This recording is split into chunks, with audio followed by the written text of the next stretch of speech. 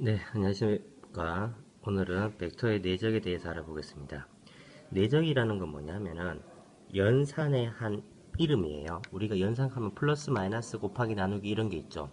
근데 그 연산의 대상이 수였죠, 수. 근데 이제 대상이 달라졌으니까 연산의 이름도 좀 달라져야 된다라는 거죠. 그런데 포기할 수 없는 연산, 즉 플러스 마이너스는 벡터에서도 덧셈, 벡터에서도 뺄셈 이런 식으로 똑같이 갖고 왔는데 수에서 곱하기와 같은 그런 역할을 하는 연산을 대상이 바뀐 벡터에서 어떻게 가지고 올까라는 고민을 했는데 수에서의 곱하기를 바로 가지고 올 수가 없다라는 거죠. 연산이라는 것은 잘 정의가 돼야 되는데요.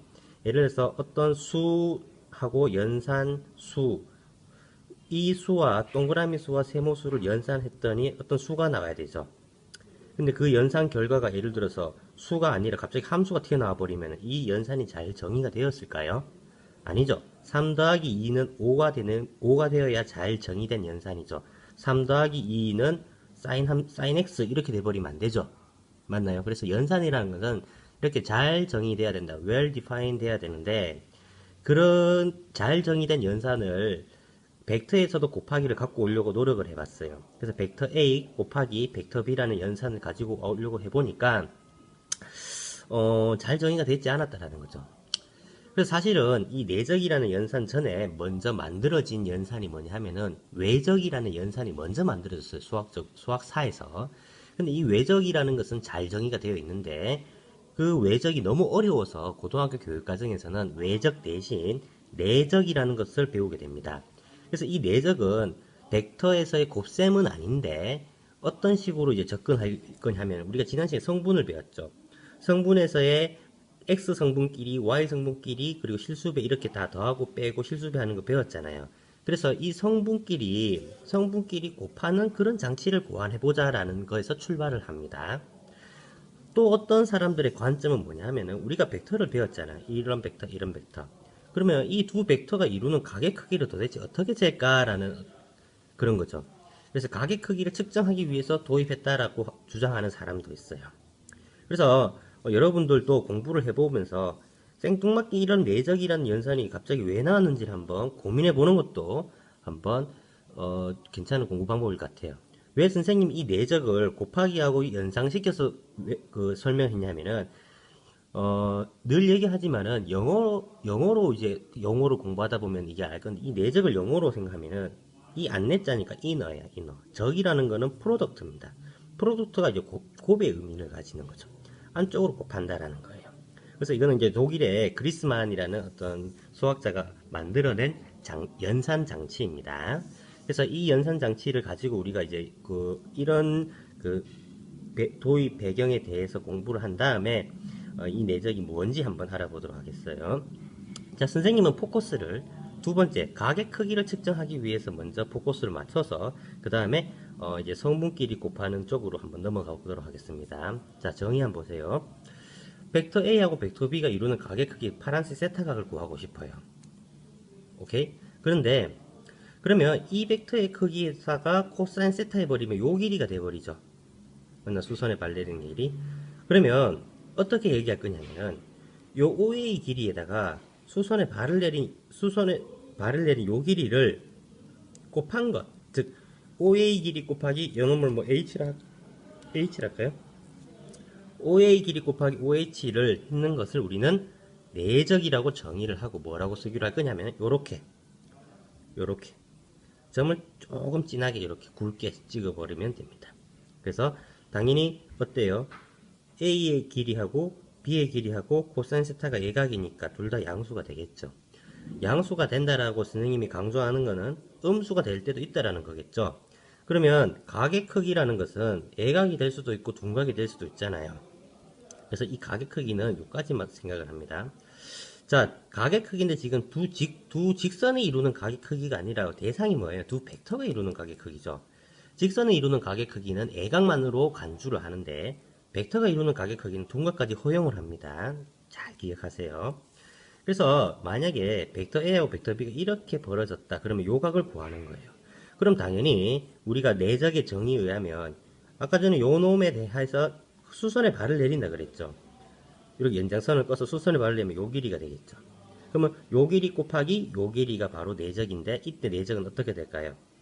요 길이 곱하기 요 길이에서 마이너스를 이렇게 붙여주면 되는 거예요. 왜 그럴까요? 왜 그럴까요? 이 코사인 세타라는 게, 자, 요 길이는 어떻게 되는 거예요? 요 세타로 곱해지는 게 아니라 요 각으로 곱해지는 거죠. 요게 파이 마이너스 세타죠. 그래서 요 길이 곱하기 코사인 파이 마이너스 세타 해버리면 이게 음수가 돼버린다는 거예요. 맞나요? 그래서 이게 음수가 돼버리니까 요게 마이너스하고 붙어버리면은 표현은 양수가 되겠죠. 그러나 이 세타가 둔각이니까 어떻게 돼요? 세타가 둔각이니까 전체 이 값은 음수가 되는 거죠. 그래서 우리는 앞에 썼던 절대값 A 벡터, 절대값 B 벡터 코사인 세타라는 거 하고 절대값 A 벡터, 절대값 B 벡터 코사인 세타라는 건 동일한 값인데 그 세타가 예각이냐 이 세타가 둔각이냐에 따라서 마이너스일 때도 있고 플러스일 때도 있다라는 겁니다. 그러나 표기는 이렇게 같은 방식으로 쓰는 걸로 약속을 합니다. 그래서 여러분들이 이렇게 내적으로 적어놨으면 이게 양수인지 음수인지를 판단하는 방법은 벡터가 이루는 각이 애각인지 둔각인지 확인을 하면 된다라는 거죠. 됐습니까? 그 다음에 두 번째로 선생님이 두 벡터가 이루는 각의 크기를 측정하기 위해서 도입했다고 했고 성분끼리 곱하는 걸로도 도입할 수 있다 그랬죠. 그래서 세 번째 주제입니다. 성분을 이용한 내적 표현이에요. 자, 코사인 세타는 코사인 베타 빼기 알파라고 쓸 수가 있습니다. 갑자기 베타하고 알파가 어디서 나왔을까요? 자, 베타하고 알파를 머릿속으로 기억했다. 여기 화면 한번 봅시다. 빨간색 각을 세타라고 하고 A 벡터, B 벡터 했을 때 B 벡터가 요 X축과 이루는 양의 방향이 이루는 각의 크기를 베타, 요 A 벡터가 X축과 양의 방향이 이루는 각의 크기를 알파라고 한다면 베타에서 알파를 빼버리면 세타가 되겠죠. 맞나요? 요 그림을 머릿속에 잘 적어 놓으세요. 그러면 이 코사인 세타가 코사인 베타 빼기 알파 맞죠? 그럼 여기서 덧셈 정리를 걸어줍니다. 덧셈 정리를 걸어주면은 자, 코사인 베타는 뭐가 될까요? 코사인 베타는 아까 전에 큰 각이었죠. 자, 봅시다. 코사인 베타는 요 길이에다가 요 코사인 베타를 죄송합니다. 요 길이에다가 요렇게 이렇게 수선을 발을 내려요. 그럼 요 길이가 얼마입니까? 이게 B1이죠. 요 길이는 A1이죠. 그래서 코사인 베타는 요 길이 분의 요 길이가 되는 거죠. 그러니까 요 길이는 절대값 B 벡터고 요 길이는 B1 성분이 되는 거죠. 맞나요? 그 다음에 코사인 알파는 이제 요 삼각형에서 요 길이 분의 요 길이니까 절대값 A 벡터 분의 A1 요런 식으로 되는 거죠. 같은 방법으로 해서 이 코사인 세타를 어떤 식으로 표현할 수 있냐 하면은 여기에서 이렇게 표현할 수 있다라는 겁니다. 아시겠습니까? 좀 더 키워보면은 이렇게 되겠죠. 맞죠?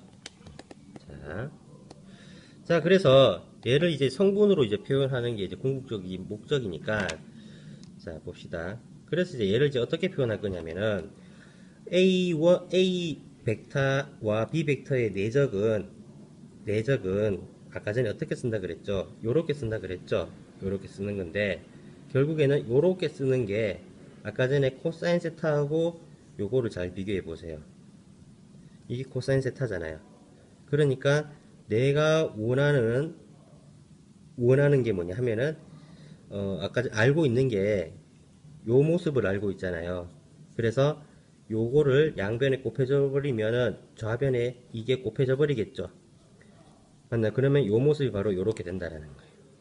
그래서 우리는 A 내적 B가 절대값 A 곱하기 절대값 B 코사인 세타지만은 성분으로 표현하면은 이제 X 성분끼리 곱하고 Y 성분끼리 곱해서 더한다. 이너 프로덕트 했다라고 이렇게 이야기를 합니다. 아시겠죠? 자, 네 번째, 두 벡터가 이루는 각의 크기에 대해서 한번 알아보도록 하겠습니다. 두 벡터가 이루는 각의 크기는 두 직선이 이루는 각의 크기가 다르다 그랬죠. 그래서 두 벡터가 이루는 각의 크기는 둔각까지 허용을 합니다. 결국에는 각의 크기를 구하기 위해서는 세타를 구해야 되는데 이 세타를 구하기 위해서 우리는 필요가 없는 절대값 A, 절대값 B를 요게 나눠줘 버립니다. 그러면은 뭐 요게 나눠줘도 되겠죠. 그럼 코사인 세타만 남고 여기 나눠주면은 요런 모습이 되겠죠. 맞나요? 요거를 나눠주는 거니까 분모에 들어가겠죠. 그 다음에 저 A와 B의 내적은 성분으로 표시하면 이렇게 표시되고 절대값은 크기니까 루트 씌워서 빗변의 길이로 계산을 하면 됩니다. 그래서 요 두 평면 벡터가 이루는 가격 크기라고 했네요. 네, 두 평면의 벡터가 이루는 가격 크기래 두 벡터가 이루는 가격 크기입니다. 미안합니다. 이건 나중에 배울 거예요. 근데 이제 코사인을 왜 갖고 왔느냐? 요걸 또 고민하는 학생들도 있는데, 코사인은 1대1 대응이에요. 여기서. 맞습니까? 0에서 파이까지는 이렇게 돼버리죠. 여기 1에서 출발해서 마이너스 1까지 도착하죠. 1대1 대응이라 그러면은, 코사인 값을 알게 되면은 사인 값이 유일하게 결정이 돼버려요. 만약 코사인 값을 알고 있는데, 이게 사인 값이 유일하게 결정 안 돼버리면 각이 몇 도인지를 확정 지을 수가 없죠. 그래서, 사인은 왜 안 갖고 왔습니까? 사인은 0에서 파이까지 이렇게 1대1 대응이 됩니까?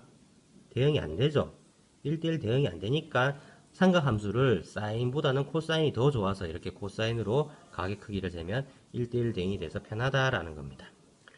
그 다음에 자주 나오는 것들 한번 알아볼 건데요. 두 벡터가 만약에 수직이다. 수직이다 그러면 뭐가 될까요? 이게 90도란 뜻이죠, 이게. 90도는 코사인 90이 얼마예요? 0이죠. 그럼 이게 0이란 뜻이니까 분자가 0이란 뜻입니다. 그죠? 맞나요? 분자가 0이다. 그래서 내적하면 0이 된다는 뜻입니다. 만약에 평행하게 되면 어떻게 될까요? 평행하게 되면 얘가 0도일 수도 있고 180도일 수도 있겠죠. 이게 0도면 1이 되고 180도면 마이너스 1이 되겠죠. 만약에 0도면 1이니까 요거의 값은 이거를 그냥 곱하면 되겠죠. 플러스고 마이너스 1이 돼버리면은 180도는 요걸 곱하면 마이너스가 되는 거예요. 그래서 두 벡터가 평행하다 그러면은 내적의 값은 크기의 플러스 마이너스가 된다. 이렇게 플러스는 같은 방향, 마이너스 반대 방향 이런 식으로 생각할 수가 있습니다. 물론 벡터가 평행하다 그러면 이렇게 실수배가 되고 성분도 각각 실수배 된다는 사실을 알 수가 있겠고 뭐 모든 실수는 아니죠. 사실 0이 되면 안 되니까. 자, 마지막으로 내적이라는 연산의 성질을 알아봅시다. 이것도 연산이라고 했으니까 어떤 성질이 있냐면은 이렇게 교환 법칙, 다음에 분배 법칙, 그 다음에 이렇게 실수배, 그 다음에 이 4번, 5번이 좀 자주 나오는 거니까 좀 잘 알아두세요. 크기의 제곱을 하면은 어떻게 됩니까? 이렇게 내적을 했는 거와 같아집니다. 맞나요? 크기의 제곱을 하면 내적이 되는 거와 같아집니다. 왜냐면 요 B 벡터 대신 A 벡터라고 생각해 보세요. 그럼 같은 게 두 개 있으니까 제곱이 되겠죠. 그 다음에 이렇게 벡터 두 개가 다른 걸 제곱해 버리면 이거 두 개를 내적하는 거잖아요. A 내적 플러스 마이너스 B 이렇게 내적을 하는 거니까 이 내적끼리 다시 분배 법칙 이렇게 걸어주면은 이렇게 우리가 알고 있는 완전 제곱 형태와 비슷하게 나온다는 겁니다. 그래서 요 5가지 성질은 책에 나와 있으니까 성분으로 모두 증명을 꼭 해보도록 하세요. 수고하셨습니다.